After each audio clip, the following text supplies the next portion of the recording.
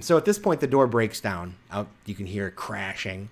Now the rest of you four are here, or you can decide how would you like to extricate yourselves? It looks like Danton and the revolutionaries, success, they've gotten out. Now, do you want to go fight your way out? Do you want to follow suit? Because you could slip the way out and leave the way they did as well.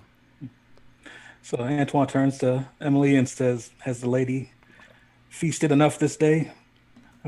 Or- I think, ooh, good question. I think Emily would draw both her pistols and just be like,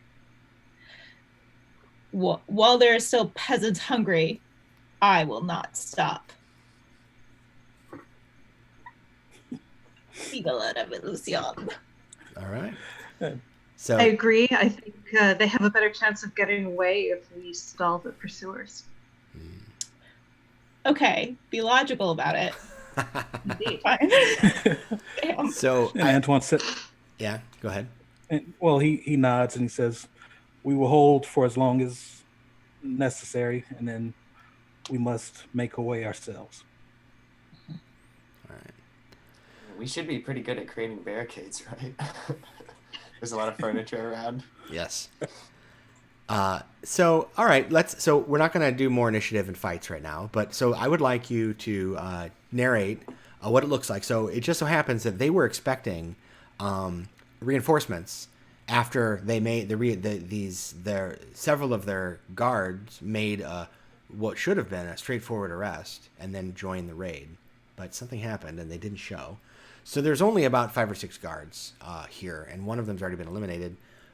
So with all the chaos going on down there, I mean, don't forget, when you did all of that, you also trapped a cafe full of people that now want to get out. So like these people guards are trying to push through all these people who are trying to push out. It's chaos. So you can tell me what it looks like when, I think it might be Emily who goes down first based on the eagerness I heard there. It's a crowd of people, but there's guards pushing their way through. And I'd say by the time you get to the top of the stairs, there's the two guards that were first there have finally gotten through and are at the bottom of the stairs looking up at you. You can see like kind of through the railing of the stair that there's 2 more guards. So say there's 4 total. There were 5, but one's eliminated. But they're still fighting their way through the crowd. So there's 2 right at the bottom of the stairs. What do you do? What does Amelie do? Is there like a large chandelier, possibly? Of course. Crystal. Yeah.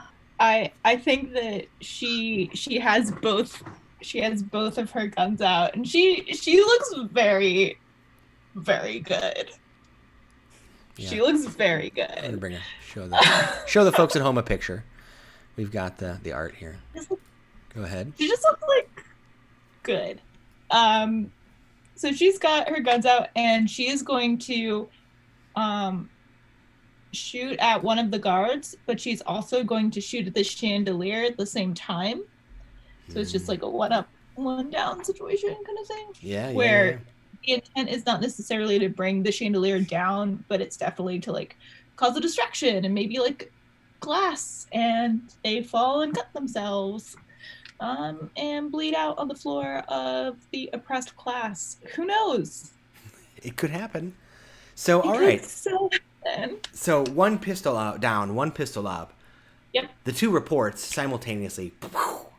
The first shot strikes the guard at the bottom of the stairs. He falls backwards, his comrade catching him, while the second shot just tears through all of this delicate glass of the chandelier that just rains down sharp shards of glass onto them, and they kind of do one of these, collapse onto the ground, kind of taking cover. One of them is injured enough that they're not going to be getting back up. The other, who did not get shot but did just get half of a glass chandelier dropped on them, is badly injured. Josephine, you come around the corner and you see Emily has brought the justice of the revolution to 2 more guardsmen. What would you like to do? And feel free to describe. We're not, like I said, we're not in initiative order. So if you want to describe how you get all the way out, you can. It's up to you. So there are 2 more guards? Yeah. So there's the 2 at the bottom, one of which is still active, but currently kind of on the ground. And then there's 2 more that are pushing through the crowd currently that are kind of going to arrive shortly. Or you could, do something in that situation. It's imagine a cafe, a crowded, narrow cafe with a bunch of furniture that's been knocked over and people milling about. This cafe sounds exactly like my favorite cafe in Manhattan, and I'm just picturing all of this happening there, and at the same time really, really wanting to go there. Yeah. No, I think I will help hasten one of those guards toward their end. All right. And in the chaos, it shouldn't be too difficult to... I'll go with the dagger since the rapier takes up so much more floor space. Keep it small and tight, and just come up behind the guard and right between the ribs. All with right. Poison. So are you going with the one that's on the ground, or are you leaving him to your fellows and going for one in the crowd so that you kind of like slip into the crowd? I'm going for one in the crowd. Yeah, all right. So there's this guard. He's in the his guardsman's coat, and he's trying to push his way through, and he's shouting. He's got his saber up in the air, and he's kind of like menacing it, hoping that people will get out of the way, but there's really not anywhere for them to go, and you're able to slip around without this guardsman even noticing, and you just slide the dagger in. No one even sees it, right? Just for some reason the guard stumbles, right? It's a crowd, there's lots of things going on, and then he just disappears from sight. And that's the last of him. Pierre and Antoine, Josephine and Emily seem to have engaged the enemy. Let's hear from Pierre. What would you like to do? Things that are important to Pierre are bar fights. So he has to throw somebody through the front windows of this cafe. Yes. Big time. So he's just going to try to jump out, jump down the stairs, find the nearest guard, and just throw him out the window. And then just come out strutting like, into the street. So is it just the nearest anybody or the nearest guardsman? I wish Pierre was that, able to distinguish while he's kind of in the middle of just raging around. But hopefully he gets a guard.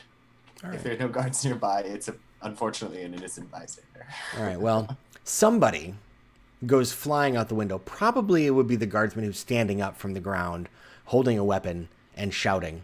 So you grab this person, and with a hefty push, they fly backwards, hitting the plate glass, and it just explodes. No safety glass in 1789, folks. This person flies through through the window out onto the street, and is that's all. He's done for the day. And you jump out of the window, and there's a few civilians that have been kind of like, what's going on in the cafe? That when this happens, and they kind of run. You clear the street with this explosion of glass and violence. Antoine, there's one guard left that's in the crowd. He's right in the thick of it. You can't see what happened to the other guard. He seems to have disappeared. You think maybe you notice that Josephine disappeared right around the same time, so you think it's taken care of. And Pierre seems to have taken care of the other one that Emily nearly killed with a chandelier. There's one left. What would you like to do?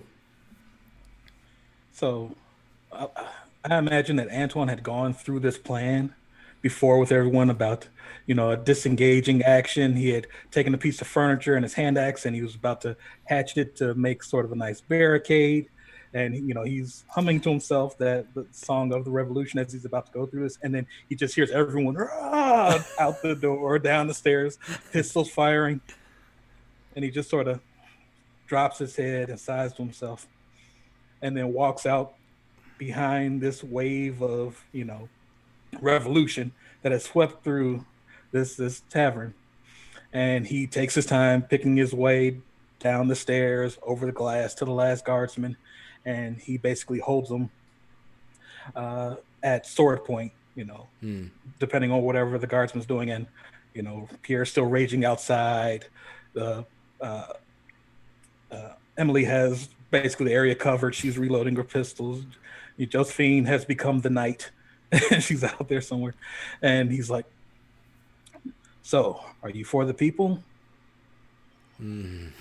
So fantastic. So the glass broken, this giant window, it's like an 8-foot wide window, is 6 foot tall, is just broken. People are climbing out of it. The doors are now open, so people are finally clearing out, right? And it's just you, as people finally get out of the way of the drawn weapons, and you've got your blade up to this guy's chest, and he drops his saber, and it clatters to the ground, and he says, "Vive la revolution."